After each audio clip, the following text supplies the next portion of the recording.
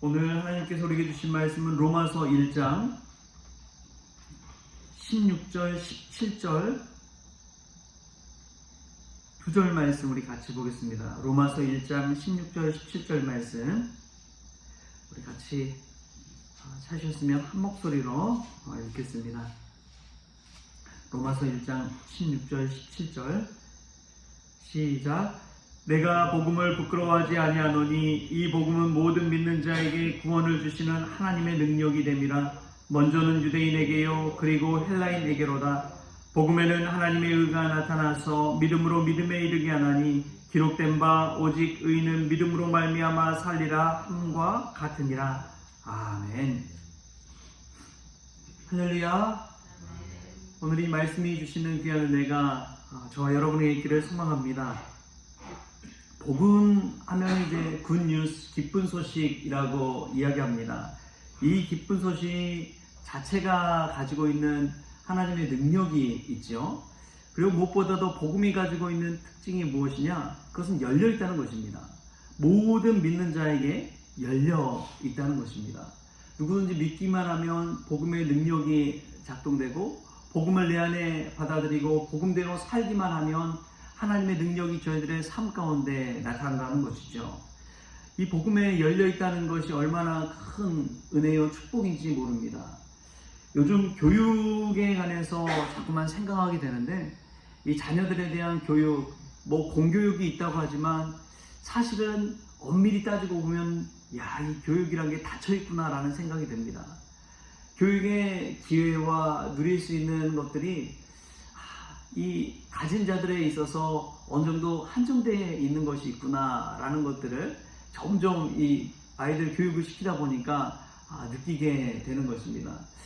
그래서 이 대치동에 가서 아이들 공부시키는 것만 봐도 그렇지요. 정말 좋은 선생님들 또 아이들 이끌어갈 수 있는 그 교육의 기회는 한정되어 있다는 것을 알 수가 있습니다.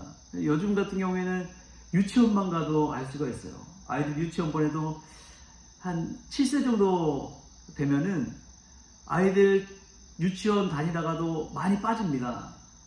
공교육에 있는 병설 유치원이나 이런 데 많이 빠져요. 다 어디로 가느냐? 영어 유치원으로 가는 거예요.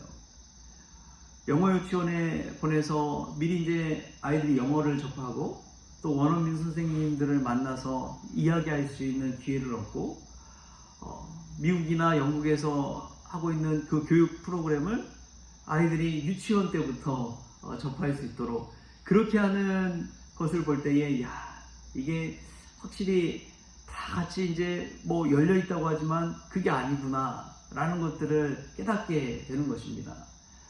또 취업 현장도 저는 마찬가지라고 믿습니다. 이 연장선상인 것이죠. 어떤 교육과 학벌을 가지고 있느냐, 스펙을 가지고 있느냐에 따라서 취업의 문이 닫혀있고 열려있고 그렇잖아요.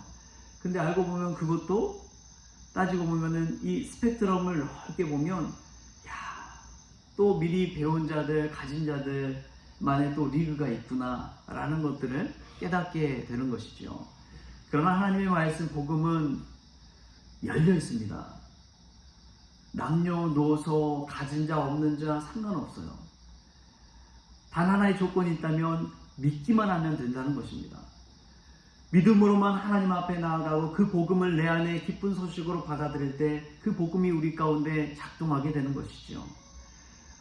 우리가 오늘 이 로마서를 통해서 하나님이 우리에게 주신 이 복음의 메시지를 가슴에 담을 수 있기를 바랍니다.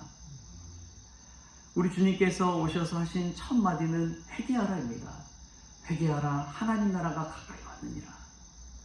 우리가 회개함으로 주님께 더 가까이 나아가고 주의 복음의 메시지를 들을 때에 우리의 삶 가운데 새로운 변화가 일어나고 새로운 삶이 시작되는 것이죠. 이 복음이 그래서 능력이 있는 것입니다. 그런데 이 복음이 작동되는 것 모든 믿는 자에게라고 했지만 순서가 있는 것을 알게 돼요. 바울이 스스로 이렇게 이야기합니다. 16절 말씀에 보면 이 복음은 모든 믿는 자에게 구원을 주시는 하나님의 능력이 됨이라. 먼저는 유대인에게요 그리고 헬라인에게로다.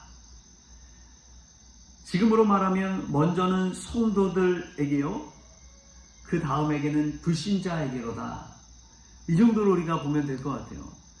우리가 복음이 우리 가운데 먼저 작동이 되고 하나님의 능력이 믿는 성도들 가운데 나타나게 되고 이것이 주변에 믿지 않는 자들에게도 전해지는 것이죠. 복음은 자연스럽게 이렇게 되게 되어 있습니다. 하나님의 말씀이 우리 가운데 오셨을 때 그 말씀이 우리에게 기쁨과 평안과 은혜와 담대함을 주게 되고요. 그것을 본 믿지 않는 자들이 어떻게 저런 삶을 살 수 있을까? 어떻게 저런 담대함을 가지고 살 수 있을까? 그것을 보고 다시금 복음 앞에 나오게 되는 것이죠. 이게 순서입니다.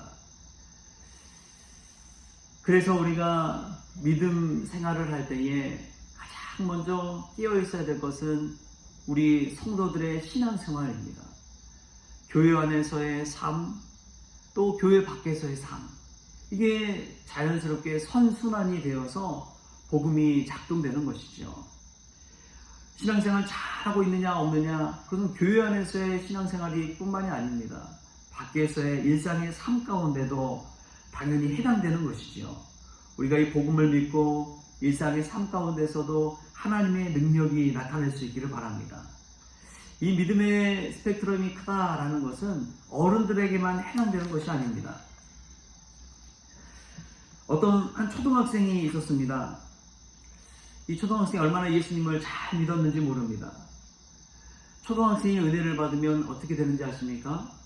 부모님을 모시고 오려고 하는 거예요. 부모님도 예수님 믿어야 된다. 엄마 아빠 예수님 믿어야 돼요. 교회 같이 나가요. 초등학생이 은혜를 받으면 그렇게 된다는 것입니다.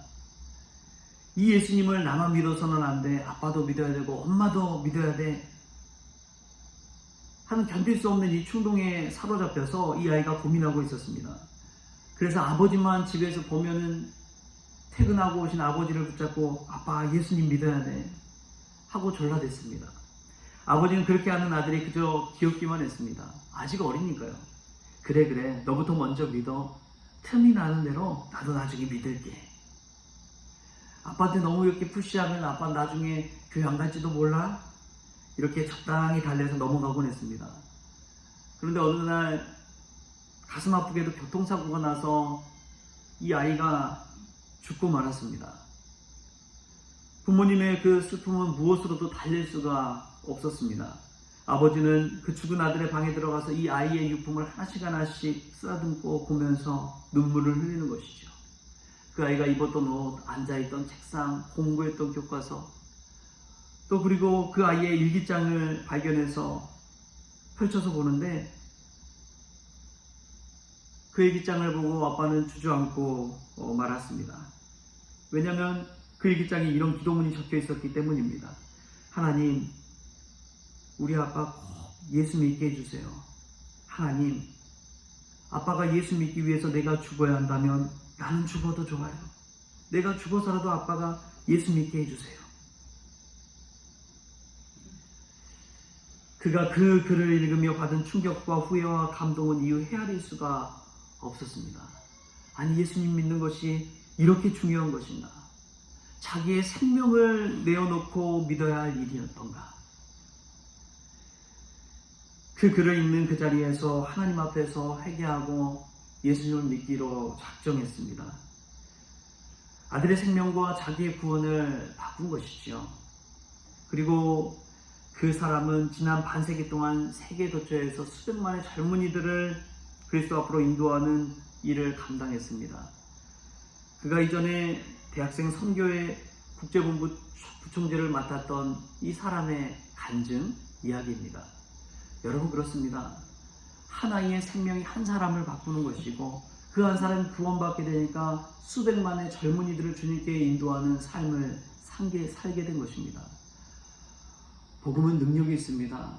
나이 불문하고 상관이 없습니다. 그 복음이 우리 안에 가운데 와서 작동하기 시작하면 수많은 사람을 살리는 길로 나아가게 되는 것이죠. 할렐루야. 우리가 이 복음의 능력을 믿을 수 있길 바랍니다. 복음 많은 사람 필요 없어요. 정말 제대로 이 복음 믿고 바울처럼 이 한 아이처럼 제대로 예수님을 믿고 구원하고자 하는 그 열정을 가지고 산다면 우리 삶 가운데 엄청난 영향력을 끼치게 될 줄 믿습니다. 여러분, 이 복음이 우리 가운데 있습니까? 우리에게 찬스가 왔을 때 놓치지 마십시오. 우리가 기회가 있을 때 놓치지 마십시오. 우리 하나님께서 우리 주변에 살리고자 하는 이들을 붙여주셨습니다. 여러분, 기도 가운데 내가 복음 전해야 될 이가 누구일까를 한번 생각해 보십시오. 이제 추석 명절이 한 주도 남지 않았는데 여러분, 추석 명절에 가서 내가 복음 전해야 될 사람이 누구인지를 생각해 보십시오. 그리고 기도하시고 담대하게 가서 예수 그리스도 주님을 증거할 수 있길 바랍니다. 그때 죽어가는 영혼이 살아나고 믿지 않는 자가 믿게 되고 유대인이 헬라인에게 나아간 것처럼 성도가 불신자에게 나아가서 복음을 증거해서 생명의 능력, 하나님의 능력을 경험하는 저와 여러분 될 수 있기를 주신 예수님의 이름으로 축원합니다. 주신 하나님 감사합니다. 오늘도 복음을 듣고 예수 그리스도 그 생명 앞에서 구원받는 그 이야기를 듣게 하여 주시니 참으로 감사를 드립니다. 하나님, 자기의 생명을 내어놓는 그 아이처럼 그 아이의 믿음을 통해서 아버지가 예수 그리스도를 영접하게 되고 구원받게 되고 다른 수백만의 젊은이들을 하나님께로 인도하게 된 것처럼 주님, 저희들도 복음 믿고 하나님의 능력을 체험하는 인생이 되어지게 하여 주옵소서. 추석 명절을 앞두고 주님, 저희들 마음 심령에 결단하게 하여 주셔서 믿지 않는 가족들, 형제들, 이웃들 예수 그리스도를 전할 수 있는 귀한 찬스와 기회가 될 수 있도록 또 그 시간을 놓치지 않도록 주님 주장하여 주옵소서. 복음으로 무장시켜 주시기를 원하옵고 예수님의 이름으로 기도하옵나이다. 아멘. 우리 주님이 가르쳐주신 기도로 오늘 새벽 기도를 마치겠습니다. 하늘에 계신 우리 아버지여, 이름이 거룩히 여김을 받으시오며 나라가 임하시오며 뜻이 하늘에서 이루어진 것 같이 땅에서도 이루어지이다. 오늘 우리에게 일용할 양식을 주시옵고 우리가 우리에게 죄진 자를 사하여 준 것 같이 우리 죄를 사하여 주시옵고 우리를 시험에 들게 하지 마시옵고 다만 악에서 구하시옵소서. 나라와 권세와 영광이 아버지께 영원히 있사옵나이다. 아멘.